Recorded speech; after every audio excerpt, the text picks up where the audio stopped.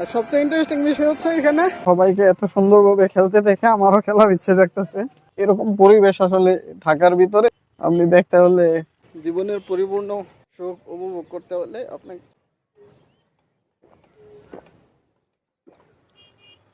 So দিয়ে বেড়ে যাচ্ছিলাম, মিরপুর থেকে আসছি সাইকেল দিয়ে, ঘামতে ঘামতে জীবন শেষ।